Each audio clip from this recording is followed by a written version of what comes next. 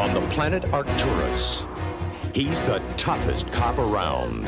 That's a Kruger blaster, most powerful hacker in the universe. That's right, fat boy. What do you want, asshole? Nothing. You're just gonna walk away?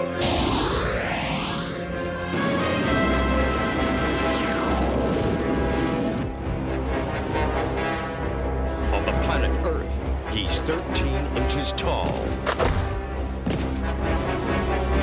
Oh, fuck! That's about the size of it. Shit! Can we choose it? Homies together. I'm going to war. With who? The fucking Dollman. Who else?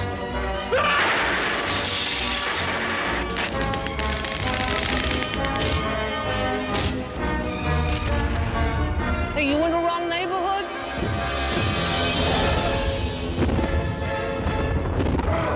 Urban fucking renewal. Dollman, 13 inches with an attitude.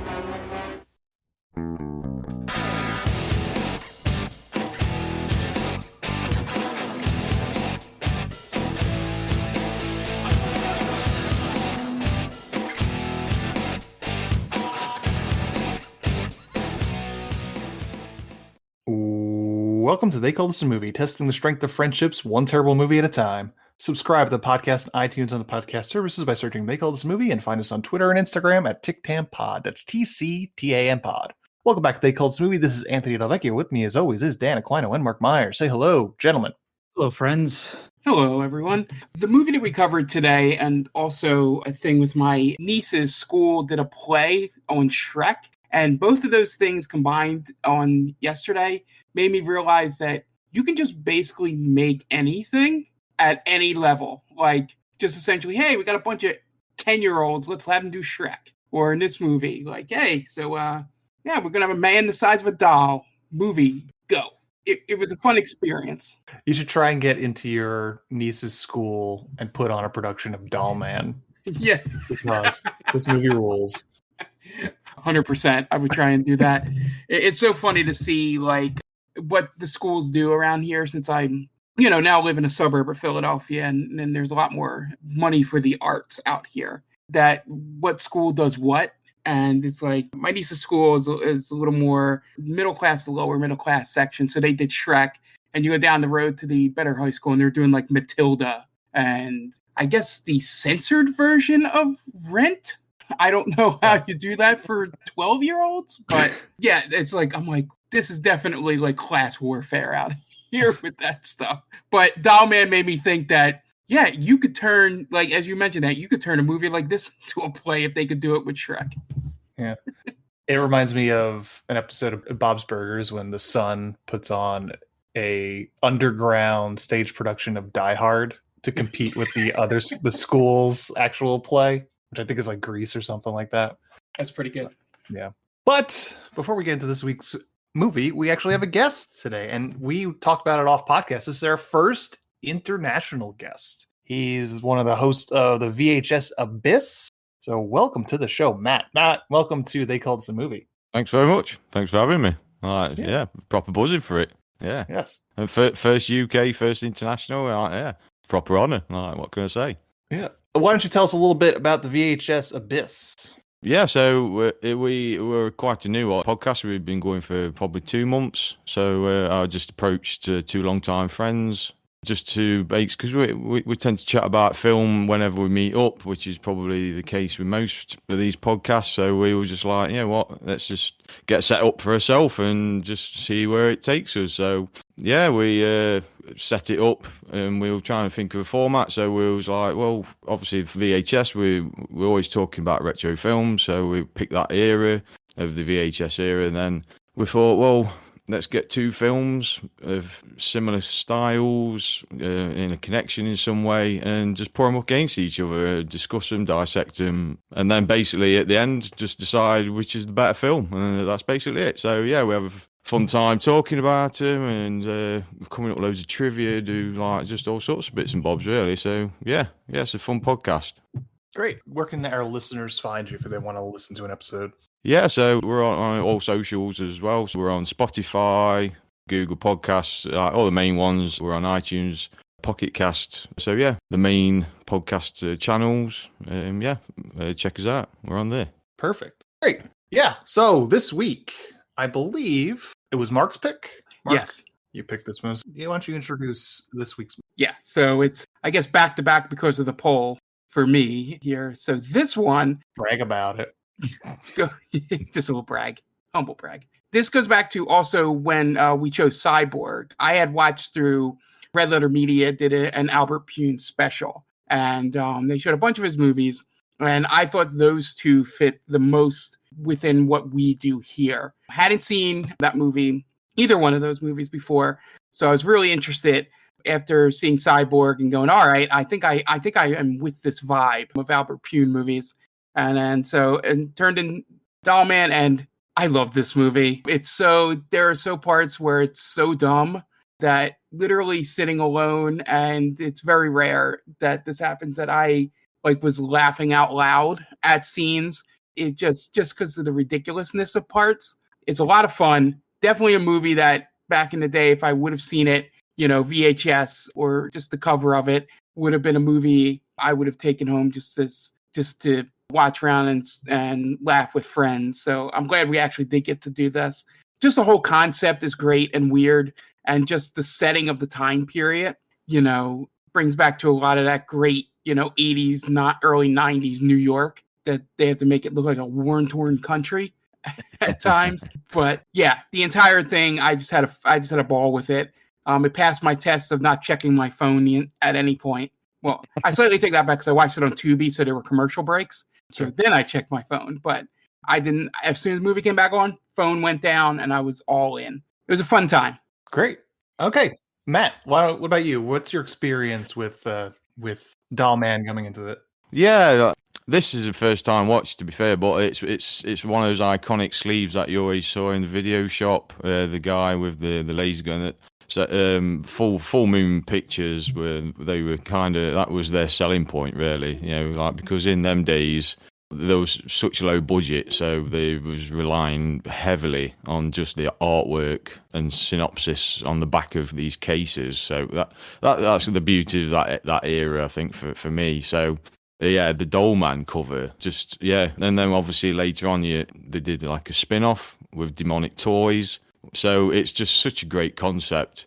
But looking at it, it doesn't kind of give much away. It's like this kind of, it got a sci-fi feel to it. This guy with a laser gun, and you think wow, this cool, really futuristic film and things. So you throw your money away by just renting it out, and then it's a whole different experience. So yeah, watching it for the first time. So I don't know if how it was available for you guys, but I had to find it on YouTube, and it was snidered with adverts, literally every 2-3 minutes. So it was kind of off-putting, but like you say, you want to keep at it. You want to still keep watching it. So the ad breaks, you can skip after a bit, but yeah, it just keeps you drawn in. I can't wait to talk about it because it's a unique film, let's say. So yeah, great fun. Okay. Dan, what about you? I had never seen this movie before, but I heard about it, and I was completely thrown off about what the movie was from what I thought it was going to be. Because we all, Ant and Mark, we were hanging out yesterday, and I gave the completely wrong description of this movie. So I was like, he's a little guy from this other planet who comes to Earth, and he's still the same size, but he's stronger, like Ant-Man. I was way off. That's not even close.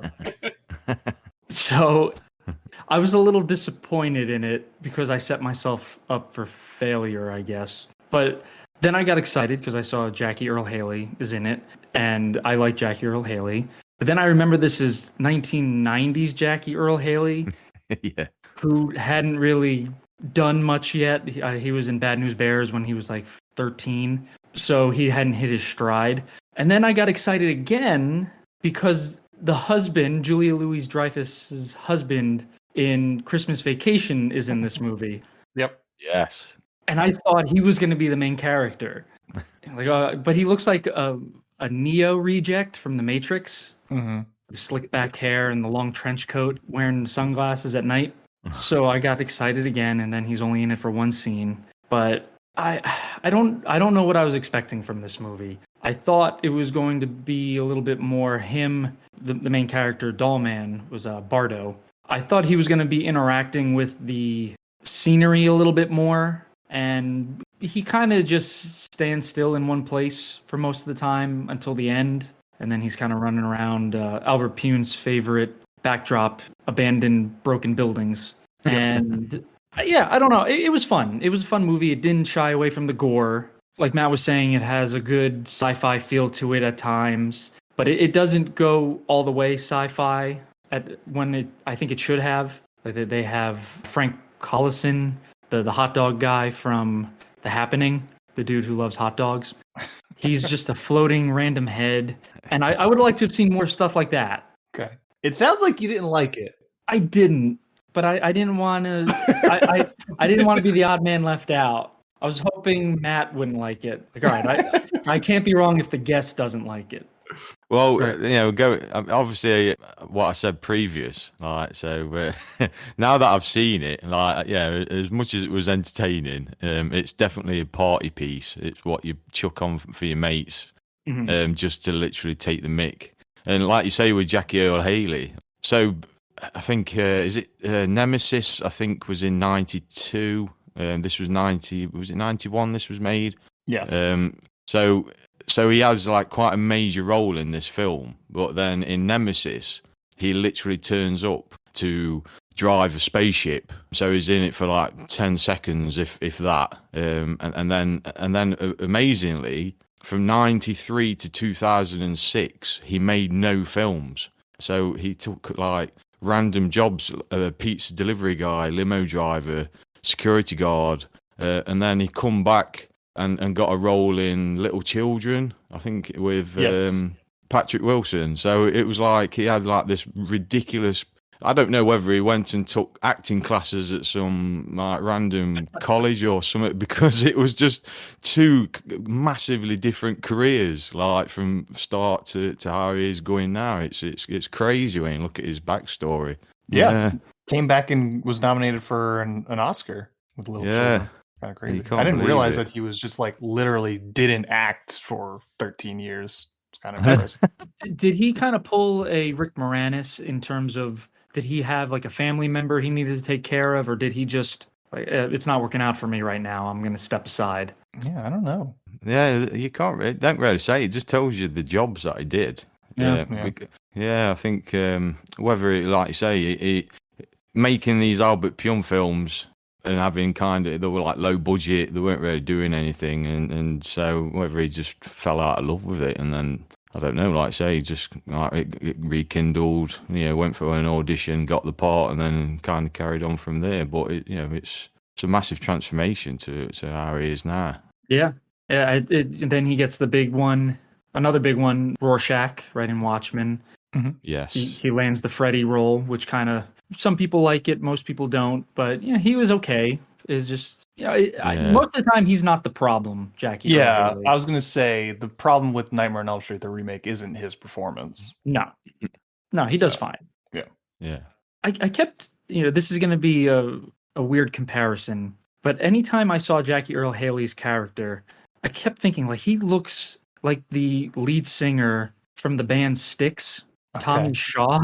I don't know why that popped in my head. I couldn't tell you who the guy from Styx was. So do you know the band Them Damn Yankees? And that's going even further away from my from my point of reference.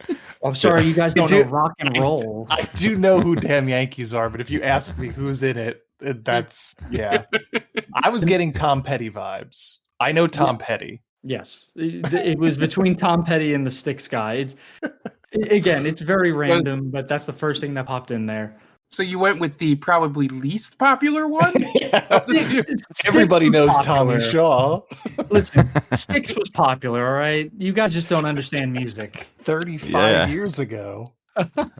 They're not as. I mean, they're available over here, but yeah, it's literally just I've seen posters with their name, and that's as much as it goes. I think it's one of them. I think if you put an album on, and I'd probably know certain songs, but yeah, I couldn't name one Styx song to be fair off the top of my head.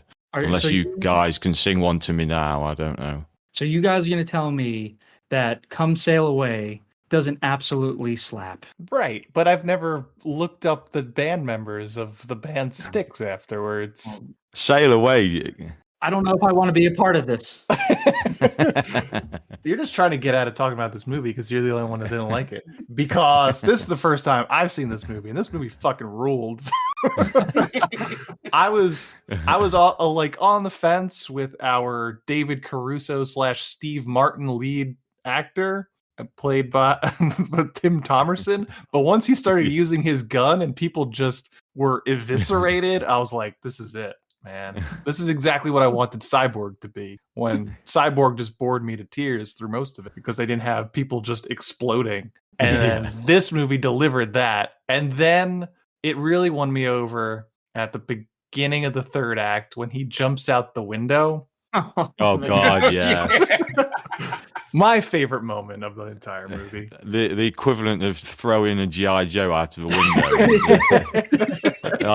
Just the camera, right, it pans to him and he's got it's half his body weight and it's like doing a Superman pose through the air, like, and then miraculously clings onto a moving car at fast pace. Oh, God.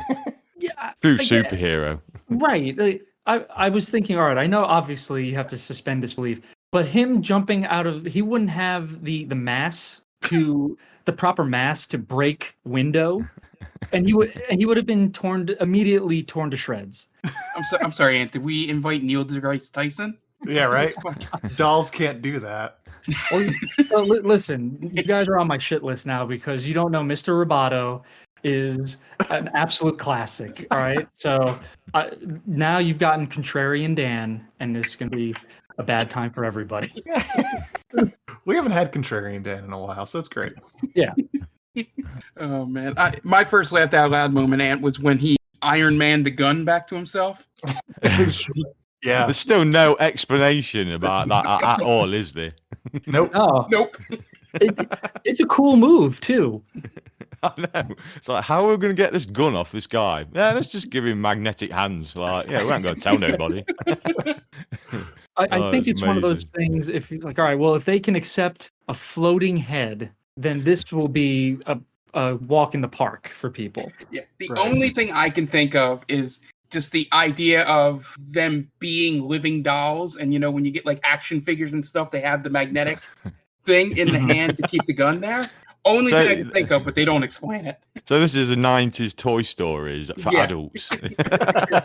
So these just action figures. It'll pan out and there'll be like loads of giant children just playing with him in like a garden somewhere. Ahead of his time, man. Yeah, totally. Yeah, I can go with that. Make sure to get your Brick Bardo action figure with pants pulled all the way up to his chest.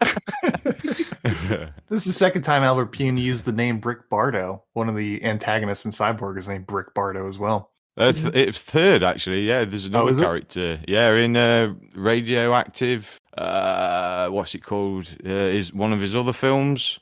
Okay. Radioactive, something or other. Yeah. He used it for that one as well. Yeah. What's the name? Are we in the Bardoverse? They're all different characters, so it's odd. I'm assuming that the third one is also a different character, but he's not playing the same Brick Bardo in this as they were in Cyborg. Okay, so I thought this was kind of like a Jack Ryan, Tom Clancy thing, right? Where like Harrison Ford played the character, then Alec Baldwin played the character, but no, this is completely different. Yeah, Ben Affleck didn't need to. Sum of all fears. Well, again, using a less popular one, I probably could have gone with Bond. Everyone knows James Bond. Yeah, your frames of reference are like terrible. B tier right now. What's the second best reference I can make right now? I love in the first scene just how casually he just calls everybody fat. Yeah. Isn't that right, fat boy? I had written in my notes, what does Bardo have against fat people? I'm gonna shoot this fat lady. It's gonna go through her and hit you. Then it's gonna go through you and hit the other fat lady. God. Isn't that right, Yeah. fat boy? I like how he that kid who's being held hostage as well. Like, he goes, "Wow, cool gun," and then he like literally threatens to kill his parents, sock in front of him. It's like, yeah, I'm just going to shoot through like your whole family with it. Like, but yeah, I'm glad you like my gun. The kid was very unbothered that his life was in danger. Yeah, Very casual. Yeah, very casual. Yeah, it's an interesting concept for sure. I like the idea of a character being sent through time and space, or like a black hole of some sort, winding up on Earth with this disadvantage. But I wanted them to really play more into it. I don't know how they could have done it on the budget, but yeah, like maybe he's in New York. Show some buildings, or you show the Empire State Building, and like, oh my God, this is incredible, like a fish out of water kind of movie. But it was full on action, which it works. Right. You wanted a mannequin on the move sort of montage of him experiencing New York City for the first time. Well, Pyun he did it in the beginning, in a way. Or there's the gang members that hold up the convenience store between random shots of New York. Oh yeah, just hammering home how shitty New York in 1991 was. Right. Let's just show multiple shots of rubble, gang banging, and then it's like probably like people just being robbed. But all the time it kept centering around like this one youth who was just going into like a shop to hold it up, and then it'll cut to some more random tramps walking about and bricks and things. It's like he only had access to like one street or something, like to do his shots. Yeah. It's like, it would have been cool if he, in between certain shots, like maybe he shows a really nice shot of like Central Park. Like, oh, here's gangbangers in the Bronx. Well, but here's here's Columbus Circle. Really nice. The comparisons of class. Yeah. Exactly. Yeah, biting social commentary. He only got one borough to shoot in, and it was South Bronx. The Bronx. Couldn't even get a shot of Yankee Stadium or anything. Nope. Yeah. It would have been nice. Yeah, it would have been nice to see, like, oh, Dollman gets a hot dog. Look at the size of it. It's crazy. This will feed me for a month. Yeah. Oh, I'd love to see stuff like that. Like just him holding a giant sausage. Yeah. Like if like Kevin the kid, it's like, oh, you want to see New York City? I'll show you New York City. Like when his mom is out working. And you can kind of have like a Indian in the cupboard type of thing where they put the character in his pocket, or like his little like chest protector pocket or whatever, and he's just popping out like, oh my gosh, this is incredible. This is your world. Yeah, this is what we call a bodega. He befriends that kid, don't he? So like, you'd think that they could have done more with him, like, with all his friends. Like exactly what you've just said. Yeah, I thought his friend was going to help him like fix his ship. That's what I thought was going to happen. Like the kid was supposed to be like a genius or something. Like, oh, I know this stuff. I can fix this for you. That would have been awesome. Because there is no resolution about his plight. Yeah, the movie ends with like a sexual innuendo. So does the bomb make him full size, or did I just read into that? Because they show the silhouette, right? Mm-hmm. And he still looks small. Okay. I wasn't sure because he made that joke and I thought maybe he was like making a reference to the fact that now he's big. Because then nothing happened, right? The bomb did absolutely nothing as far as we know. No, it was literally like, it was just like being at a nightclub. And just strobes. The only thing that bomb was a danger to was people who suffer from like epilepsy. Yeah. That's the only danger. If anyone had epilepsy in the immediate area, they were in trouble. Yeah, I mean, I guess that's what you get for trusting a floating head. Right. Yeah. Right. So I was confused because when the bomb had finished, they then cut to him and Debbie just kind of getting out from behind a rock or whatever it was, and there's like loads of kind of smoke coming. So I'm like, well, has it like decimated some buildings because they're already decimated? We weren't really sure. like what actual impact this bomb had done, because it was supposed to be the ultimate powerful bomb to take down East Side, I think. Yeah. And it's literally done nothing, and they just go up and just brush yourself down like, whoa, that was close. You know what I mean? You all right? Yeah, no, I'm perfectly fine. It's like the end of Ghostbusters, right? That huge explosion on top of the building, and everyone's fine. just a little covered in marshmallow. I actually thought they were gonna drop the whole bomb scenario, because the floating head guy talks to Jackie Earle Haley about it, and that's about like halfway through the movie. Well, yeah, because he dispatches with Sprug like immediately. It's like, are you going to tell me what to do? Smash. But then it's not brought up. It's not brought up until the very, very end. Mm-hmm. I thought he would have like tried to hold the city hostage or something. Yeah. Well, luckily he didn't try, because that thing didn't do shit. It's supposed to level 3 parsecs, so like distance. Man, yeah, it didn't even reach Queens. It basically just destroyed the immediate area of that abandoned factory area. Yeah. Luckily, it was already a shit. or could it have been, since I'm digging too deep and you guys can weigh in on this, but is it, since it comes from a different universe, maybe on their universe it would have destroyed a ton of things? Yeah. And this is just like, it destroyed like 5 feet. I feel like it was supposed to, but Albert Pyun ran out of money. Yeah, it's like Pink in the Brain almost, isn't it? Like, Sure. I've got this insane, like this great idea. I've got this like world destroying bomb. We can take over the world with it, and then realizes like this is a different world, and it's about as powerful as like a cherry bomb or something. What kind of like, just makes a loud noise, a few flashes, and that's it. I like as well where is it Sprug, is it his name, like the head I think guy? So, yeah. Yeah. So his kind of his only kind of ace up his sleeve is he knows how to work this bomb, and then he tells this gang leader, like what's his name, Braxton Red or something. This is how you use the bomb. Now you're going to listen to me, and it's like, well, no, now you've told me, I don't need you. I'm just going to squash you with my fingers now, like, so it's like you're you're a 2-inch head. It's like, it's like, thanks for telling me, I don't need you now, and then just squash you. It's like, oh shit. I guess villains in his home planet have more of a code. I do like how Sprug is sort of a prototype for Charles Band's future movie, Head of the Family. Kind of like another floating head, or a head in a chair at that point. But yeah, I would have loved to have seen more characters like that.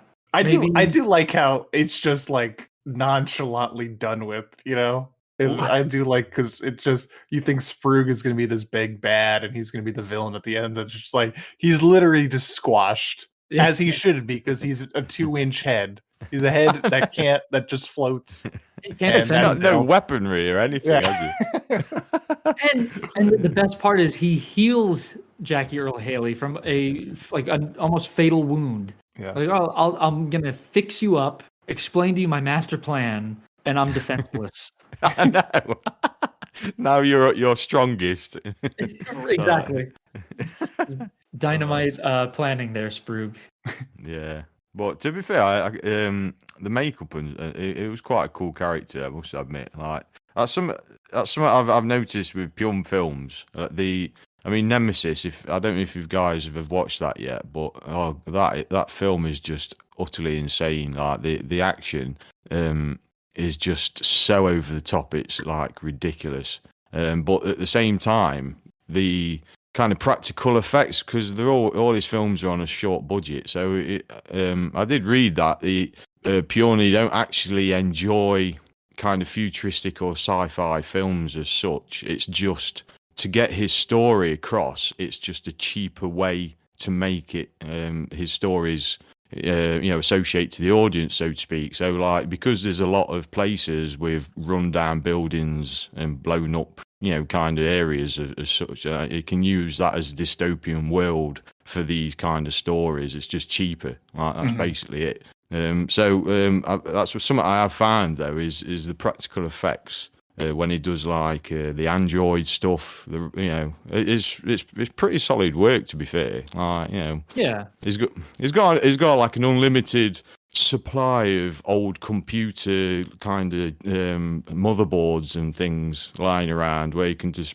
shove them in a random shirt or something. It's like, oh, you're an android, So yeah, it's just like a really cheap way to make films. Yeah, we covered Cyborg, and we had talked about how Pyun has bits and pieces of pretty good practical effects.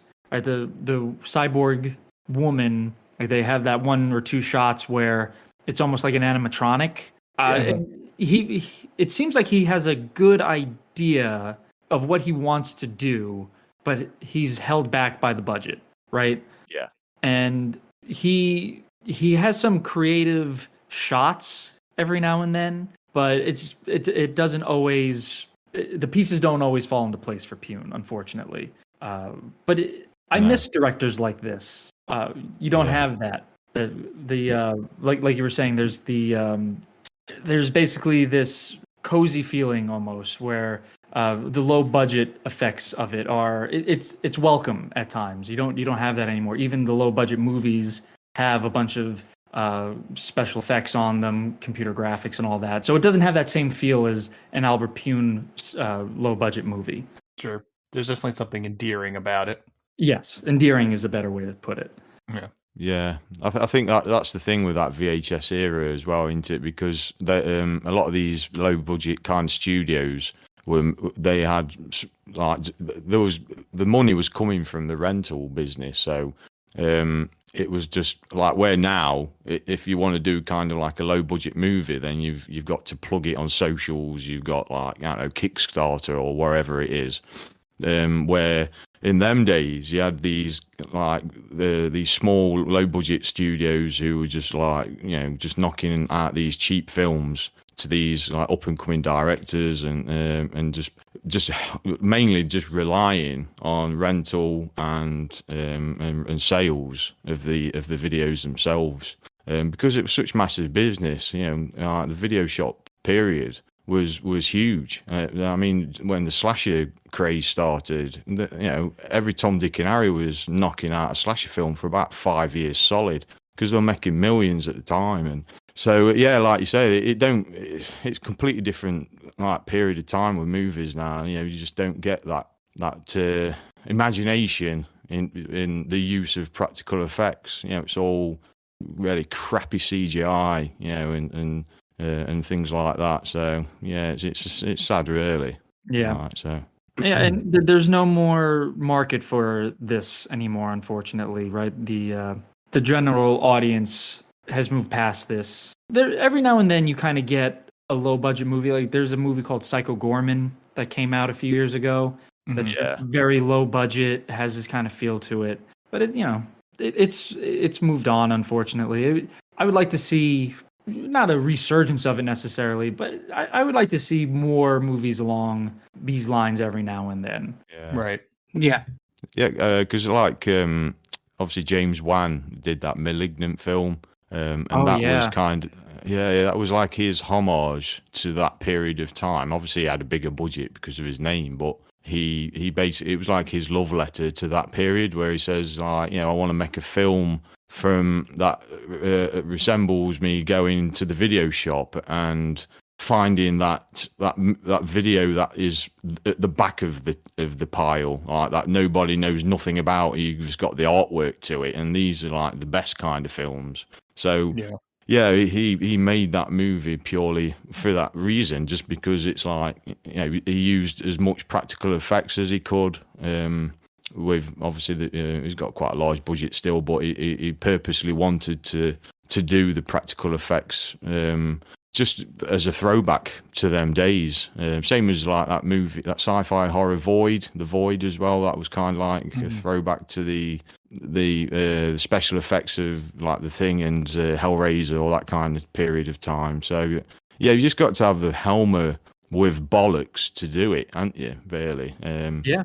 Because I suppose nowadays it can be probably a bit more expensive doing it that way because of the prosthetics costs or something, and it's cheaper to just let's just throw CGI on a computer, and put it, it's probably a cheaper way of doing it. But yeah, it's someone taking just that risk and just to put a film out like this every now and again. Do you know what I mean? So yeah.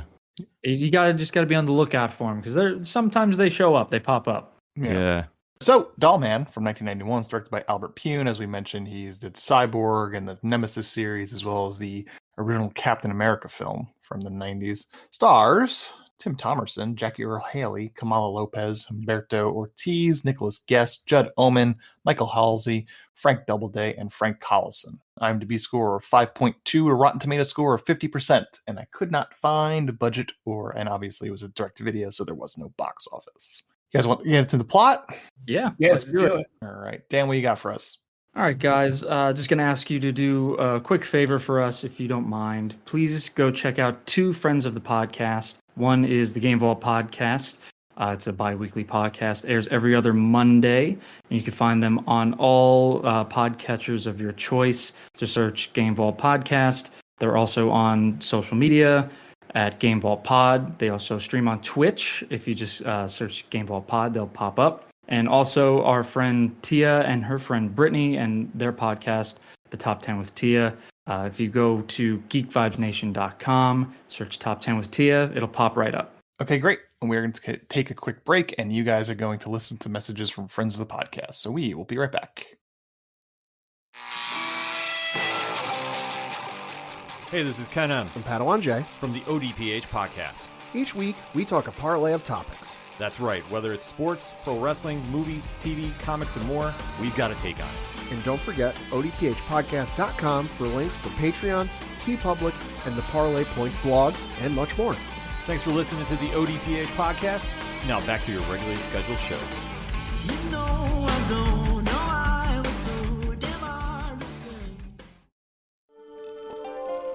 Welcome, travelers. Seems like you're looking for a story. Well, I got one for you. It involves adventure, friendship, and all sorts of... Earl, why don't you tell him about that time I stole that big-ass melon? Yeah, I was going for more... Or you could tell him about the time I kicked her ass, Earl. I wouldn't ever tell them. Do I need to get my ref gear on? Okay, everyone, shut up. Now come with me as I tell you a story from afar. Hey everybody, my name's David. I'm the DM for From Afar Podcast. From Afar Podcast is all about four friends separated by distance, but brought together by adventure. Hope you all stop by and give us a listen. Thanks. And welcome back. Now it's time to get into plot for Dollman. We open on a shit brown planet 10,000 light years away from Earth named Arturus. On the planet, a thief is being pursued by the police. Police give him several warnings from the sky before he ducks into a laundromat that is filled with a bunch of women and children. Separates the women and the children and takes the women as hostages. Then two police officers try to enter, but he threatens the hostages if they get any closer. They call for backup and a media frenzy ensues. Police captain talks to the mayor on the radio. The mayor wants to give the hostage anything he wants because there's an election soon, because he doesn't want any quote-unquote dead fat ladies on his hands. Then the captain says he's got a better idea because Brick Bardo just showed up. Captain gives Bardo the lowdown, and Bardo says he's going to do his laundry, then walks into the laundromat. This whole scene coming up is just, I was waiting for him to do something with the laundry machine to solve the problem, and then the whole thing of him, as you'll get to it, pouring the detergent in meant nothing. Yeah. Like literally, it was... I was half expecting it to explode and to use that as a distraction. Yeah, just something. I don't even think he finished his laundry. I think there's just soap in there. I don't think there's any actual laundry. So he put obviously, a bag in there. Well, I see this a lot on film. So those style washers, is that quite a common style in the US? Because when I watch some of the films when they're doing laundry, it just baffles me where they just chuck things in all over the clothes, like it's Home Alone and things like that. Is that an actual thing you do? And because it just seems so random, like the way of doing the washing, like where we haven't got that style over here, kind of thing. So yeah. Particularly back then, it was a lot of. I mean, there's still powders around, but we've upgraded to pods and having not needing to dump stuff on top of the clothes if needed. But yeah, it was powders and liquids then. So like with the lid, like so it's like it lids from the top, and then you just chuck all your clothes in. Yeah, right. That's we great. have top open and front loaders. Yeah. No, I thought I'd better ask because it's just always baffled me when I watch old films. Like that's a style of washing machine that we obviously don't have over here. So yeah, I'm glad you've cleared it up anyway. I'm going to be honest. I've never seen I didn't even know that was a laundromat. To be honest, I thought it was like a bathhouse. Yeah, because when he walked in, it looked like a kitchen of some sort. Like, I was confused where they actually were. Yeah, it looked like a kit. Like it even almost looked like a locker room almost. But yeah, I was surprised when I saw the laundry machines. But I do have a top-loading laundry machine, so there you go. Okay. I also thought that the guy he looked a bit like a Kyle Reese impersonator, if something like that if you ordered off a Wish. With his all white hair, with his Rain Mac and just like scruffy clothes. Got definite Terminator vibes as they were running in. But yeah, that was it. Just made me laugh with there was just a random kind of fat family there just doing the washing. Now, was that one family or was that many families? I don't understand. I'm assuming it's multiple families. Okay. They really had to hammer home that the women were overweight, though. And so were the kids. Yeah. Yeah, I didn't know what was going on at first because they just kind of throw you into this situation. Again, blinding lights all over the place. So I'm disoriented at this point. Yeah, they weren't really worried about epilepsy in 1991. No, and for a split second, I thought the person who was holding up the fat people was Jackie Earl Haley. So I was like, okay, well, so he must have something. He must have this weapon or some artifact, some MacGuffin, and he's gonna wind up being transported to Earth, and whoever comes to stop him is gonna go along with him. Obviously, that's not the case. It's just some random thug, and I wish they had given us a little bit more in that scene, right, Mark? How you were saying, like, use the washing machine to blind or explode or have him blind him with the powder. No, he just casually walks up to him with the gun and says, "I'm going to shoot you, so you should just give up." Yeah, the scene works better one of two ways, even though it still has a great resolution. But it either have him like do his laundry as normal, like 2 scoops in, and just have it be like this awkward thing where this guy's holding up a bunch of people, but he's still going through the motions of doing his laundry. Or you have it be a distraction exploding. What they do is completely befuddling, and they could have cut a couple minutes off the movie by just not having that. I guess it's supposed to make him look cool, that he's not scared by the gun, maybe? I don't know. Well, that's what the sunglasses are. Yeah. Yeah, it seems like that, don't it? And because the thing as well, when Bardo first turns up, like he's coming from some sort of rooftop. He's going down the fire escape, isn't he, as an arrival. So I don't know why he was on the roof in the first place. Good point. And then he comes down, and then they're saying, like, they're asking what you're going to do or whatever. And then, what is it?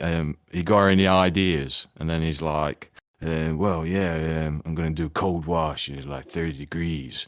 I'm not going to mix my colours, I'm just going to put my whites in. It's like, what the hell is he talking about? Like, it's like, is he just trying?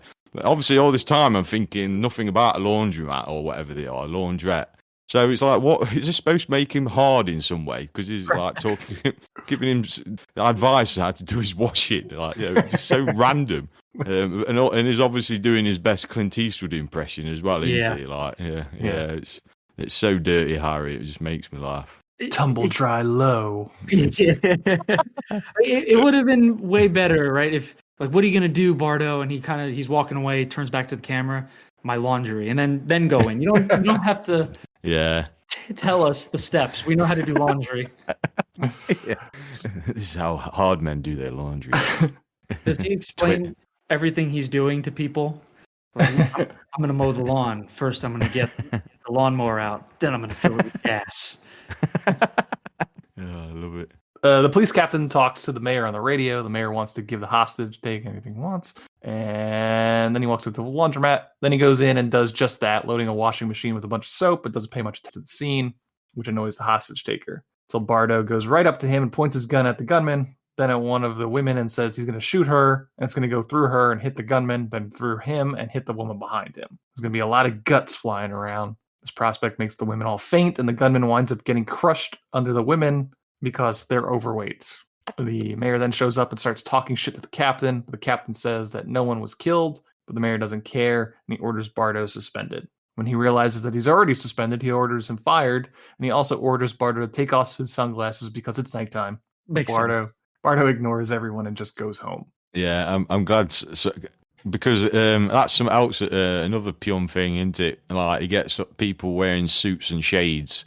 Like I don't understand it. But and obviously this is like the darkest of night, and he's got sunglasses on. Yeah. It's not menacing in any way. Yeah, it's dark as hell in that laundromat too. It does well to see who he was talking to be fair. Yeah. Again, I think it's just like you were saying, Matt. They're trying to make him look tough, right? Yeah. Badasses wear sunglasses at night. I guess there's a whole song about it. Right? Was it sung by Styx? This was not sung by Styx. Corey Hart, I know. Corey Hart, yeah. The third most important Corey. Yeah. Bardo gets home and turns on the news, and the news has spun the entire incident to be a bloodbath with dozens injured and several others killed. Just then, his front door opens and someone starts shooting into his apartment. When the shooting stops, the gunman says that an old friend wants to see Bardo. He then shoots him with some sort of tranq and takes him to an abandoned building to meet with a floating head by the name of Sprug. Guys, I don't know about you, but that's how I introduce to people that my friends want to see them. I just open a window and just start opening fire inside. Where is he anyway? It's like some cellar. It's so dark. Like, it's got the tiniest TV in the background. Did you hear the news report as well? Like, it was like 27 wounded and another 3.6 dead. It's like, what? Well, I guess because they're accounting because they're very heavy. That each one accounts for more than one person. I suppose, yeah. Like a child is half. Even in this advanced civilization, there's a lot of fat shaming. There is, yeah. But yeah, Bardo's not really living the life that you would think would be coming to someone that's so cool, right? He's just living alone. I guess his family was murdered by Sprug, so I guess you can't really fault him for that. I think his domicile, Bardo's domicile, doesn't match up with the matte painting that we're shown. Mm-hmm. Right? Everything looks very futuristic, right? There's flying cars, like nice shiny. There's a nice shiny building there, but no, he lives in like a cellar. Yep. Yeah. It's very strange. And like you say, like the way he introduced himself, like just blows his apartment or wherever it is to pieces and says, "Hey, we want to see you." Yeah. Did well not to hit him with his gun. Like, and Sprug is just ahead because Bardo, it seems, Bardo used his gun on him, and Sprug seems to be responsible for the deaths of Bardo's family. Sprug is searching for a large amount of ions, and he plans to kill Bardo with his own blaster. But Bardo is able to summon his gun to him with some sort of magnetic feature, blows away Sprug's goons in hilarious practical effects. It was definitely ketchup and mustard, right? yeah. Probably a little bit. When that guy who's grabbing that cigarette and is like talking to him and stuff, he has no like lower body, but as it closes up, you see he's actually breathing, like his whole chest is moving. And he's taking it very well. Yeah. And then when he goes, he leaves him. He's like, "Hey, don't leave me." It does that stupid face, don't it? His death face. His death face. Yeah. He should have just made like the. Even Sprug on the close-ups of Sprug, it's obvious that they're just shooting. They're so tight because they don't want to show the body of the guy that's the head. And it looks like they only made one mold of the fake head. Yeah. And it only has one expression on it, and it's like he's really sad. Startled. Yeah, very. When you first see him, it's like his eyes are so wide, and he's like, he's just constantly scared, like, just hovering around on this drone. Yeah, Well, I guess if like his whole life is just an abomination, it is pretty scary. Feels like that mold showed up like day of, and was like, well, this is what we got. Yeah, this is the best we can do. Sprug manages to escape in a ship, and Bardo follows in his own ship, leaving the goon still alive for the time being. Sprug tries to escape, Bardo closes in, but their ships are headed into an energy band, neither of which ships should be able to handle the pressure. Both go through the band, which almost breaks them both, and their ships apart. Bardo crash lands on an alien planet, and the computer monitor tells him while he's unconscious that the energy band has shrunk him, and his ship and inhabitants are about 6-1 in size. Hate's a strong word. I wasn't a fan of how they immediately tell you that he's been shrunk, or the computer gives the pertinent information. It would have been cool if we saw that reveal in a more action-oriented scene, right? Because like there's some thugs trying to beat up a woman or whatever, and he's like, I'm going to stop them, and he like runs up to them, and you still think he's normal size, and then they do like a wide shot, and it's normal people, and then Bardo as the Dollman. Right. There's like no surprise to it. It's like, exactly. Everybody, he's shrunk now. I guess if you're watching a movie called Dollman, you kind of get the premise, though. It gives it away for sure. Yeah. And then we cut to some good old-fashioned montages of the shittiness of early 90s Bronx, complete with prostitutes, drugs, armed robberies, graffiti, police activity. We would see Jackie Earle Haley shoot a few other gangsters as he tells them that they're in the wrong neighborhood with an Uzi. We've been watching a lot of movies with Uzis recently. It was the weapon of the 90s. It really was. Yeah, it's badass, isn't it? It's iconic. It just looks cool, isn't it? When you can do rapid fires going left to right. You haven't got to aim at anything. It's just pure destruction, isn't it, with Uzi? And it's one-handed, too. So you could do cool poses with it. I suppose it's from... it's probably from when Arnie used it in Terminator. Like, he Uzi 9mm, like, and it's like absolutely... like, totally... Now I'm jealous because Matt does an even better Schwarzenegger than all of us. That's true. I've been trying for a long time. Let's say it's only through puberty that I've managed to do it because of my deep voice. And tried doing it when I was 10. No, that didn't work. I love how that'll never go away. It's going to be around forever. I love it. Yeah, you can't. But he made the Uzi look badass. So I suppose everybody thought they could do the same. So. Sure. Yeah. I was trying to see if there was any reason why it would have been so popular in the 80s and 90s, like from a Wikipedia standpoint. Right, because what was big in like the 20s and 30s, like the Tommy gun, right? Mm-hmm. Yeah. You had that era where if you were doing a period piece of like old gangsters, the weapon of choice was the Tommy gun. So that, I guess the Uzi was the 90s Tommy gun. Yeah, good shout, to be fair. So what would you say is the current gun? AR-15. Yeah, the AR-15. Well, that's real life. Yeah.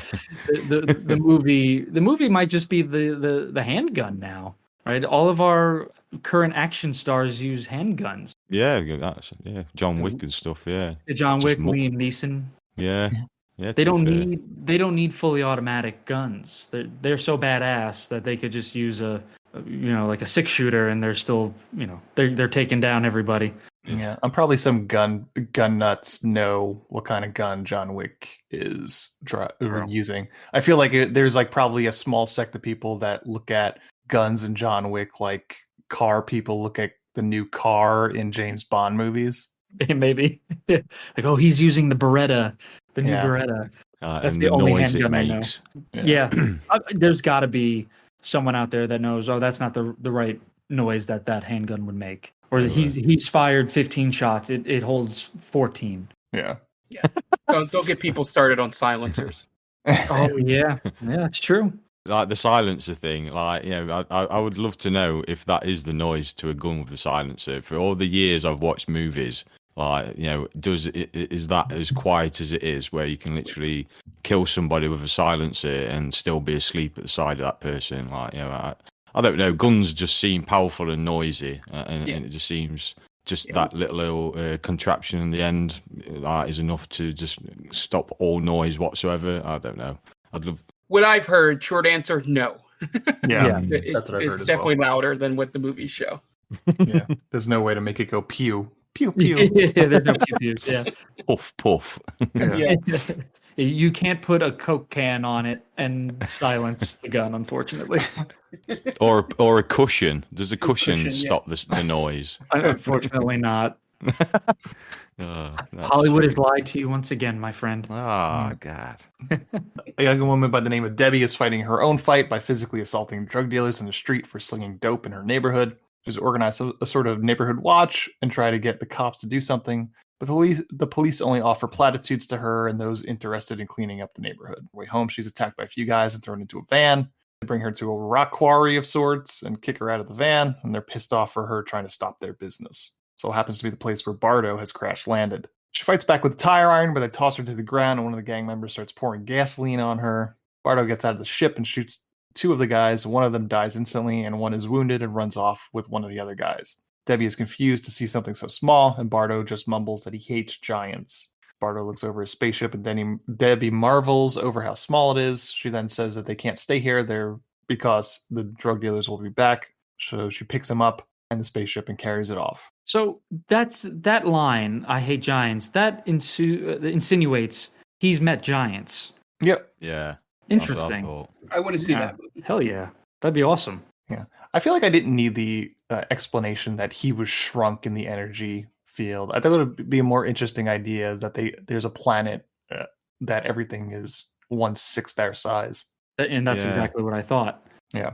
But everything he has is more powerful, right? Right. Yeah. I think that's why they shown the henchmen on that planet explode like they did.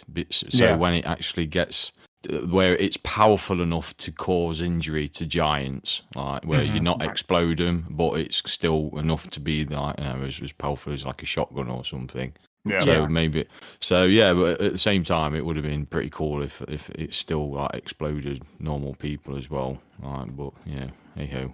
Did you see as well the one of the henchmen in the van was Fender from Cyborg? You know the cheap version, Jason Momoa, if you like. Oh yeah, I missed that. Yeah. So I did that. Yeah, so the guy who gets shot, that's the main bad guy in Cyborg, like with the eyes, Fender. Right. So, and then in Nemesis, he's also like a bad guy, a henchman in Nemesis, where he also literally turns up for a few seconds and gets killed in a shower scene. So it's gone from like head, like the bad guy Cyborg, to literally just turning up and being killed instantly. So his career doesn't really take off after that. Yeah. Pyun seems to have actors that he enjoys working with. It seems like. Yeah. Yeah. Does make sense, right? You trust them, and they're probably on board with your vision. So just use them up. Yeah. At that moment, Jackie Earle Haley as Braxton Red drives up, and they find Sprague's ship.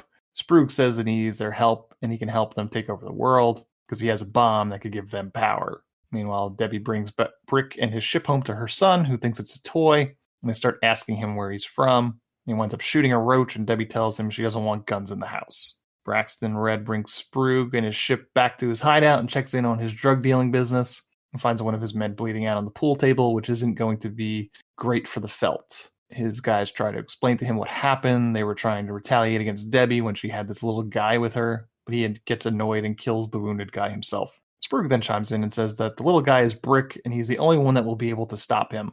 So it'd be best if they dispatched of him. Back at Debbie's, Bardo is trying to fix his ship, but Debbie's son, Kevin, keeps bothering him. Kevin says he thinks he knows someone who may be able to help, and by the time Debbie gets out of the shower, the entire apartment building is in the apartment staring at Bardo. Debbie ushers everybody out and tells Kevin he can't go around telling everybody about Bardo. But then Braxton and his men barge into the apartment looking for Brick. They grab Brick's ship, but he snuck out beforehand, and he starts shooting all the guys. Braxton gets clipped and escapes down the hallway as Brick continues to shoot at him. After the shootout, the police are called and they eventually leave, and Debbie is stuck cleaning up the mess from the shooting. Braxton manages to make it back to the hideout, but he is much worse for the wear with a gaping wound in his stomach.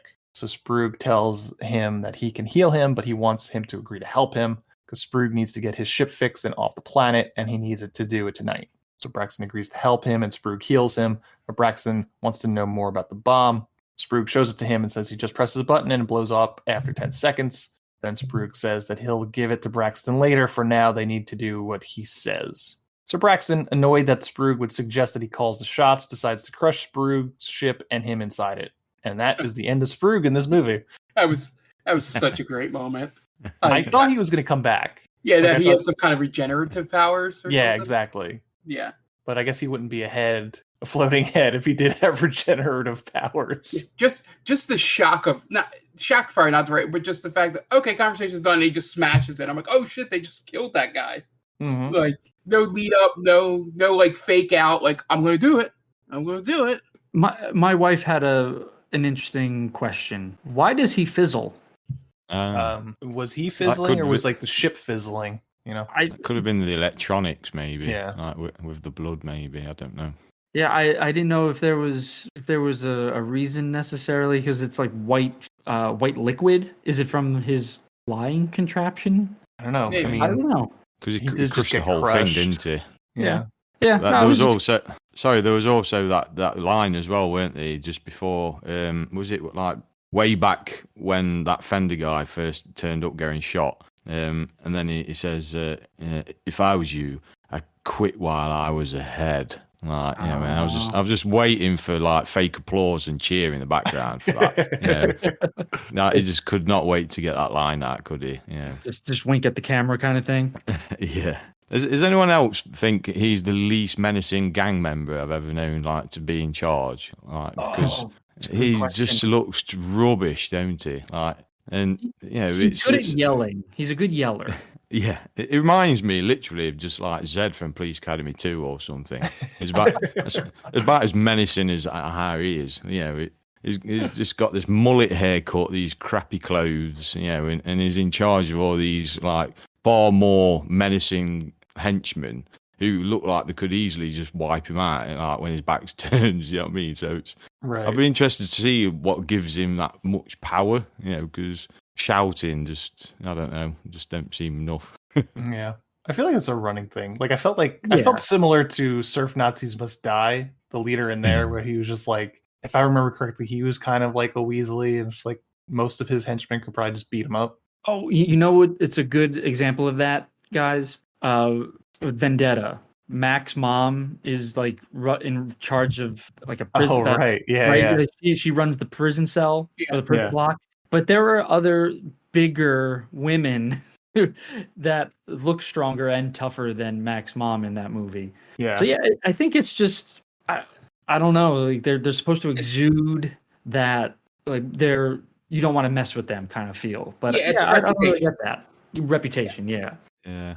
Yeah, I'd just like to, it'd be interesting to see what's brought him his reputation. You know, right? But, sure. We'll never know. Yeah. There was this bit after he'd mowed down all the dead bodies, and then it cuts to the next scene, and the police are just like saying like, right, okay, cheers, see you later. Like, literally had 6 dead bodies and mowed, and they just leave her to it to like just then start cleaning up mess up in her apartment, and I was just thought, wow, you know, great police work, guys. You know. You know, probably not far from the truth. Right. You got it right. Yeah. Well, right. You guys are fine, so we're not really needed here anymore. Good luck. Right. Okay. I just wanted to know that. So. No, it's we noticed that as well. Like they basically, did they even clean the apartment? Because it looked you have the one blood stain, but that's it. Yeah, I mean, it seemed like she was responsible for cleaning up. So. All the evidence of the crime scene and just leave it to it. Like, yeah.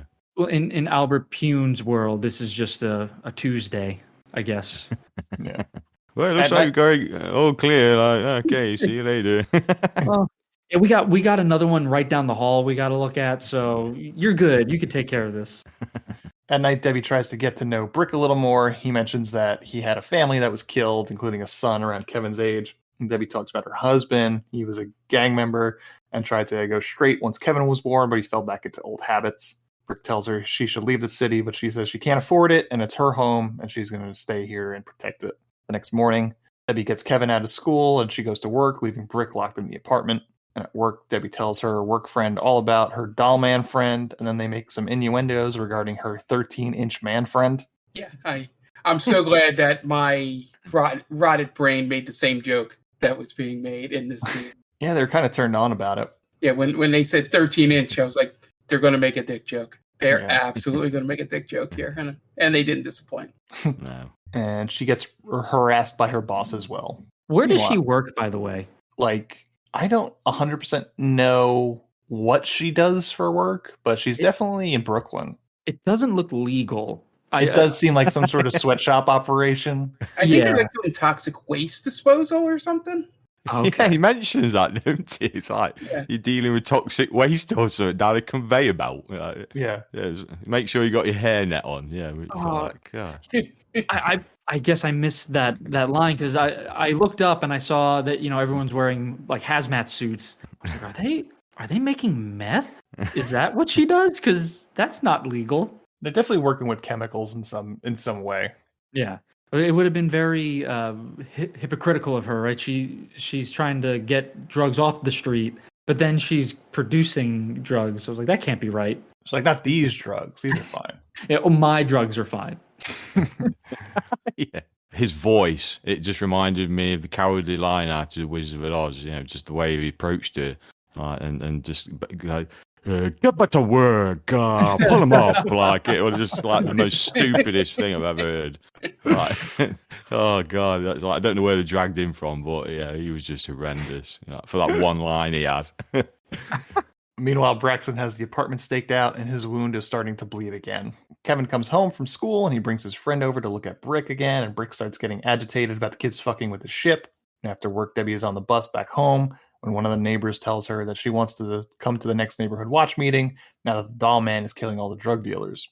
Debbie is upset that the problems of the neighborhood are being solved through violence, which isn't what she wanted. She goes to walk up to her apartment, but is intercepted by Braxton and one of his goons starts to rough her up. One of the neighbors runs up to the apartment and tells Kevin that his mom is in trouble and that Braxton has her. So Kevin runs to the window and screams for his mom as some of the neighbors try to go out and stop Braxton from taking her away, but he brandishes a Uzi and starts to force her into the car. Brick, hearing that Debbie is in trouble, runs off the table and jumps through the window and manages to catch onto Braxton's bumper as he takes Debbie back to his hideout, which was amazing.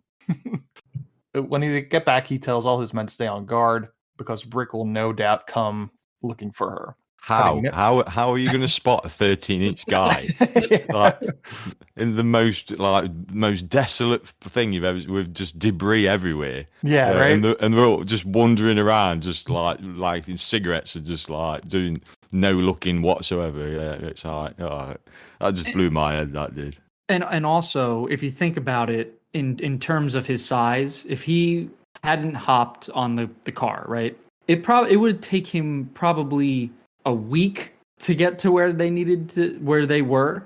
Right. If he were walking, because first of all, he probably wouldn't know where they are, and second, it's just his tiny body. He can only go so fast. Yeah.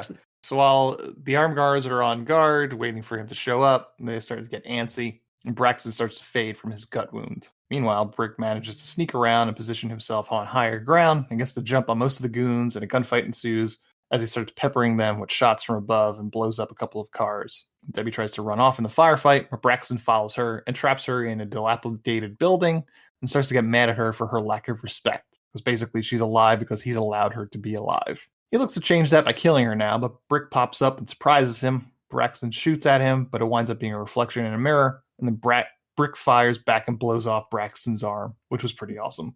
Yeah. The shot of the arm with the gun was probably one of my favorght shots in the movie. Yeah. Brick then goes in to finish. Sorry. Okay. No, go ahead. No, I'm just saying it reminded me a bit like when what was it, Cole Weathers from Predator? Like, because it was still like, yeah, that was a cool shot. To be fair, did you remember like the bit where he goes in to rescue her before that bit and he plonks that guard with that metal stick. I forgot about that. The ratio is like the equivalent of probably a toothpick or something. Like, and it gets knocked out. How did he not see? How did the guy not see the pole? It was right in front of him. Was he knocked out? Was he already asleep or something? I think he was, yeah. As you do, yeah. He was literally crouched down, fast asleep, while he was supposed to be on guard. That's how he got one over him with the toothpick over the head. It was a very gripping scene.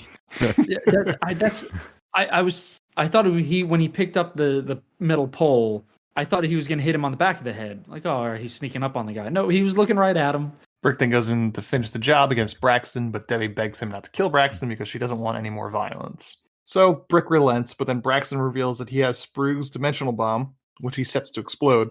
Debbie and Brick run for it, and a bunch of pulsing lights emit from the bomb, and that's about it. Yeah, I think the one thing I missed, unless if I didn't hear you guys talk about it, was when his goon pops up out of nowhere and just starts firing the Uzis around. Yeah, was a scene. Yeah, it was a scene that I started laughing at and had to literally pause the movie because it came out of nowhere, and I was laughing so hard I was in tears. I don't know if it's all that funny, but it came out of nowhere, and I was just like, I completely lost it. Maybe I was just delirious at the end of a Saturday, but it just made me laugh so hard at that part. But yeah, and so did not that bad, but the part that comes right after the end of the movie. I don't know if it was on where you guys watched it, but there was like a sizzle wheel on Tubi introducing all the actors at the very end. Okay. Oh yeah. The movie ends, and then the post credit scenes are just the movie again. Showing the cast, right? Yeah, like sitcom opening for Dollman. Did Cyborg also have that? I don't remember. No. Yeah. No, I can't remember. I wouldn't be surprised. Yeah. I don't tend to see. I fast forward probably to end credits to see if there's anything extra, but I don't tend to sit through the credits too often, so I probably just turned it off straight because he says, "Tell me size doesn't matter," and then it's like, right, fake canned laughter ensues, and then it's the end of. Yeah, and then that's the thing. It cuts right into that sizzle reel, so it feels like a sitcom. Right. Like it's laugh scene, and then I made it to like I think it goes Brick and then Jackie Earl Haley, and I'm like, okay, I kind of figured out where this is going, but it was perfect. They give a lot of the actors their moment too in that. They go they go through it. But yeah, that's it. It ends on a dick joke, which there are worse ways to end your movie. I don't like the idea of where he's gonna be that night. Bardo. Oh, he's gonna be all the way up, right? Yeah, he's gonna be where no man has gone before, I'd imagine. It's gonna be like Naked Gun. It's gonna have like an actual Johnny over him, like it's like ready to dive in, Naked Gun style. Yeah, that's great. It's it's something that I don't want to think about, but it's a very real possibility that he's going to be exploring something that probably shouldn't be explored. Well, and her mates at sounds of it, because they all got excited, didn't they? So she'll get the girls around, have a great time. Oh, is he going to be reduced to like a parlor trick now? Look where I could put him. Yeah. Do you go feet first? Yeah. No. I don't know. Let's try. You might suffocate if you don't. I don't know. That's that's a good point, actually. Yeah. Now we have to extrapolate his strength to his size, right? Like he is stronger, right? He jumps out the window and he's able to do that, and he was able to knock someone out and lift up a heavy metal rod. Right. So you have to be careful because he could obliterate you down there if you get a little too, Plus, he's got a magnetic hand, so they could do all sorts of things. Yeah. Sure, I hope she hasn't got piercing down there. Then that's a whole different shit show. Yeah, that's gonna be painful. Starts doing boxing sparring, like it'd be like montage, like Rocky or something, like him down there. Well, he might have an easier time finding the G spot. Yeah. I mean, he could just get in there, search. Right. The little, one of those miner hats on. I was just gonna say that. You strap a little miner's hat on him and give him like a walkie-talkie. Have you found it yet? Feels spelunking in her vag. Yeah, she's like directing him with a walkie-talkie. Like, all right, yeah, that's good. Nope. It's like the scene in Jurassic Park where they're talking over the walkie-talkies. Follow this. Yeah, you're gonna see some pipes. Follow the pipes. Oh no! And he's like attached to the rope. Right? When I get poltergeist. The tampon string. Yeah, when I give two... Oh no, that's just messed up. Yeah. When I give 2 tugs, yank me out. That's when I'm out of oxygen. No way. So now I guess we have the unfortunate responsibility to make Dollman XXX. Yeah, right. We missed a treat there, haven't they? It would have been. I mean, it was a 80-minute film. They had so much extra at the end that could have brought in after credit scenes. You gotta reach that 90-minute mark. Yeah. Oh no. All right. Well, that is Dollman. So I had a lot of fun with it. We all, except for Dan, we all seem to have enjoyed ourselves with this. But, I will say I enjoyed talking about it more than watching it. Sure. Yeah. And we have one more segment left. But before we get into that, we are going to take a quick break, and you guys are going to listen to some ads so we can pay those bills. And we will be right back. And welcome back. Now, sir, time for our final segment of the episode, and this is Rapid Fire Movie Q&A. We have a guest on, Matt, obviously, and we wanted to kind of get to know him a little bit better, the audience get to know him a little bit better in terms of movie stuff. So we have a list of questions here for Matt, and we'll just get right into it. The first one is, what made you decide to get into podcasting? Well, like I said before, I was with the 3 guys, the 2 guys that I do it with. We were forever just chatting film and stuff. And it's just a real passion of mine. So obviously now it's getting kind of a thing. I thought, well, why not just have a conversations just down and on recording? So yeah, I think it was just a chance for us all to get together. As well, because we don't really get to see each other a lot, and just enjoy the nostalgia of that VHS era, basically. A chance to watch films we've never seen, like for whatever reason, or just favourites of ours that we absolutely love. So yeah, just a chance to revisit it and just chat shit basically about our favourite films and such. So yeah, that's basically it. Cool. All right, next one. What is the first movie you ever saw in theaters? So I've got 2 in it, and one of them it's a bit strange because so I looked up the dates. I have very hazy memories of Star Trek 4 Voyage Home. So I think that came out in 1984. So I would have been 2. So but I'd feel that's too young to go to the cinema. But but it's just something that's there. But the one I mainly remember, which was massive, was Masters of the Universe. Yeah, that was a big film that I would definitely remember going to see at the cinema. So yeah, it's kind of maybe Star Trek, which was before Masters of the Universe. But yeah, one for definite is that film, Masters of the Universe. Okay. Yeah. Movie you've seen the most times? That would be Top Gun. Yeah.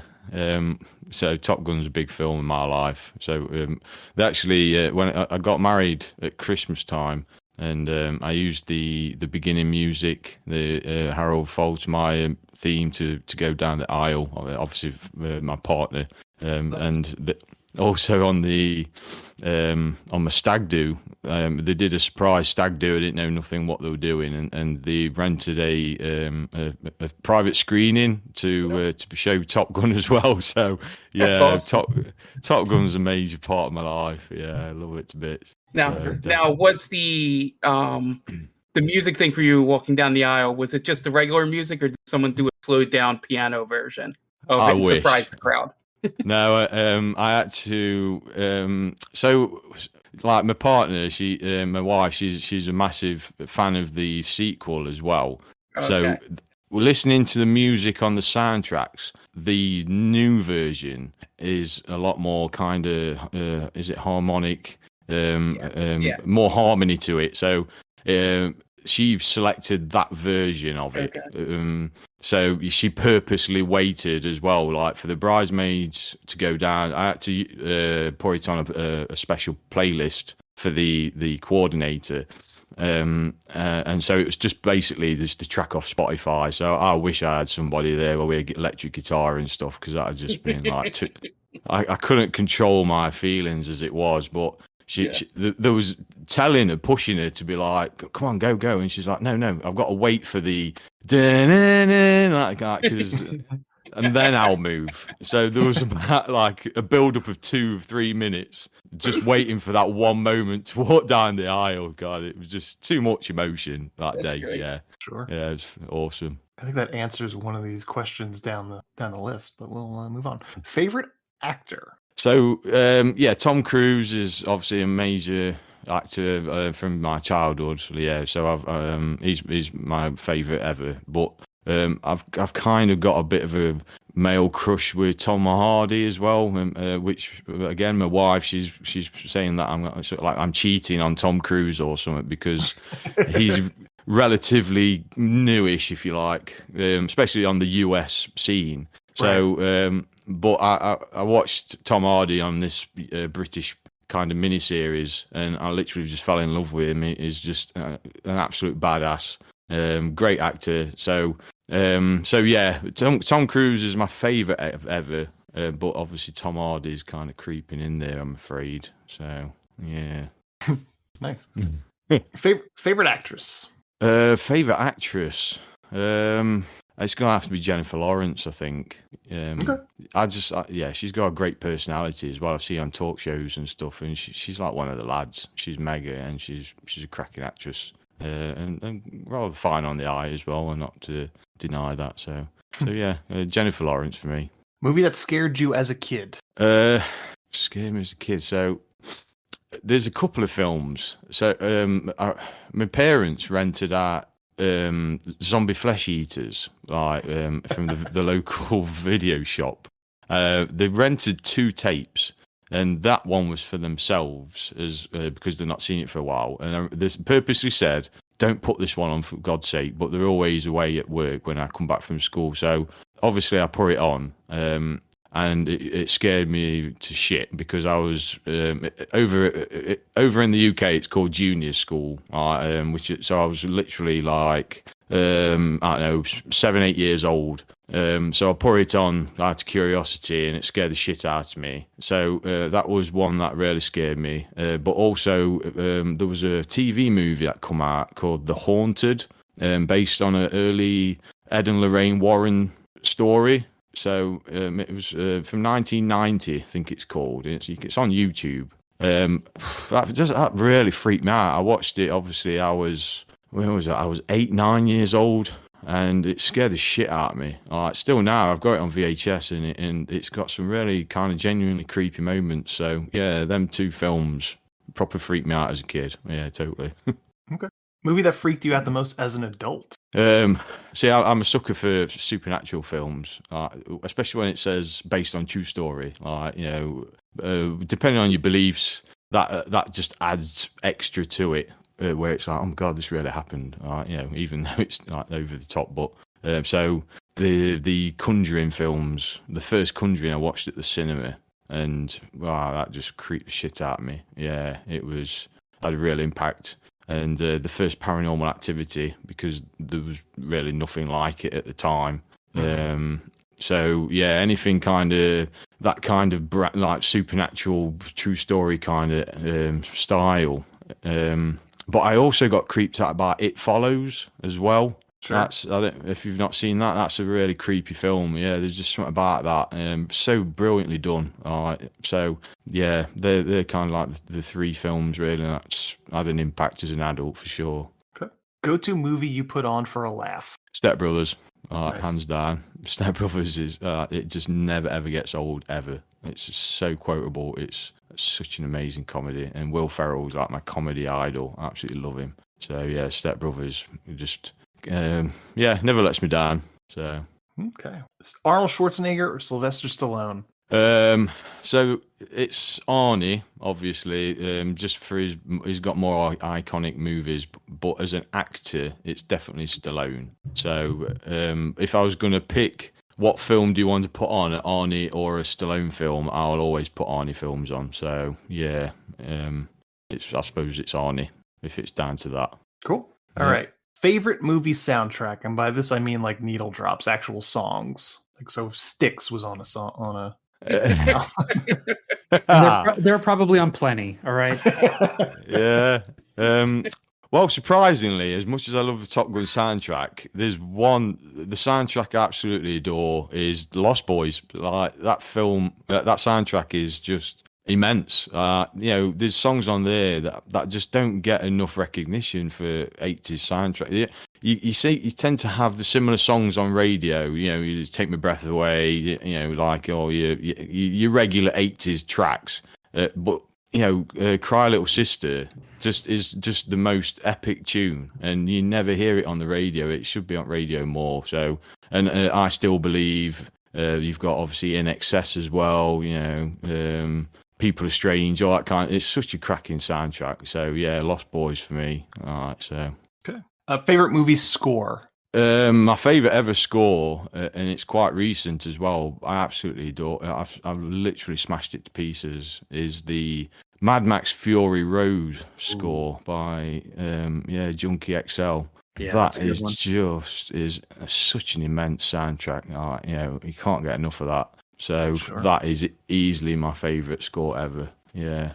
Character you'd want to share a beer with. Ron Burgundy. Scotch in that case, right? Oh yeah, totally. I love my whiskey, so yeah, Ron Burgundy all day. Bring his mates along. We'll have a great time. Yeah. Biggest movie crush. So I'm going for Elizabeth Shue in Cocktail. She was my big 80s crush. She was kind of like there's also Cameron Diaz in The Mask, obviously. So, my first proper crush for an actress was Elizabeth Shue from like Karate Kid, Back to the Future 2, obviously, and her in Cocktail. She's just there's just something about it. I think it's just she's got that angelicness about her. She's like the girl next door almost, but she's just brilliant. She's stunning, So yeah, definitely my big crush, definitely. Yep, can't argue with that. Yeah. And the last one we got, the worst movie you've ever seen in theaters. I looked up because I always rate my films on IMDb, so I literally went back onto my lowest ratings and just to see what was one I actually saw at the pictures. So the worst rating I gave a film was the other remake, the most recent remake of Black Christmas. Did you ever see that with the girls in it? I haven't seen this remake now. The new one. Right. Oh yeah, it's just horrendous. It bored me to tears. I don't really know how it can be associated to it, because it's got some sort of horror in it, but honestly it bored me so bad. Yeah, that's easily the waste of time at a cinema I've had the most. Yeah, totally. Yeah, I've heard not great things about it. No. So yeah, that's my choice for that. All right. Well, those are all the questions I have, unless Dan and Mark, you have any you want to pepper with? But no, I'm good. No, I'm good. Yeah, those are great. Yeah. excellent choices. The Ron Burgundy one made me laugh. That'd be a lot of fun. Yeah. Oh God, yeah, great character. Matt, again, thank you so much for joining us so we can talk about Dollman. Do you want to kind of plug the podcast? Let people know where they can find you and how to get a hold of you. Yep. So, like I say, we're the VHS Abyss. We are on all social media formats. So give us a follow, listen to the podcast, and give us a review in some way. We're on all podcast channels. So yeah, we're just three guys just talking about the VHS era, picking two films. So we have a laugh. We've got trivia, we've got facts, and we take the mick if it needs be. So yeah, we have a great time. So yeah, listen to it and see what you think, and just let us know. So yeah, we're VHS Abyss. Thank you. Great. Yeah. Thank you so much once again. No, thank you. It's been an absolute pleasure. It's been a right laugh. It's a lot of fun. But yeah, that's our episode on Dollman. We're available on all your podcast streaming apps. We're also available on all your social medias, Twitter and Instagram at TickTamPod. Available on TikTok at They Call This a Movie. We have our YouTube channel, which I don't plug enough, but Dan's been making some edits on there for little kind of smaller versions of our podcast. So if you're pressed for time, go on our YouTube channel at TickTamPod and you can find those. If you have time though, go on at your podcast catcher of choice, give us a 5-star review, give us a 5-star rating, helps us out a great deal. And yeah, if you've got a movie you want to suggest to us, you can hit us up at ticktampod@gmail.com. It's a great place to get a hold of us. Yeah. So that is going to do it for Dollman. The director of Dollman is Albert Pyun. So for Dan Aquino and Mark Myers, this is Anthony Del Vecchio telling Albert Pyun, well, you certainly made a movie, didn't you?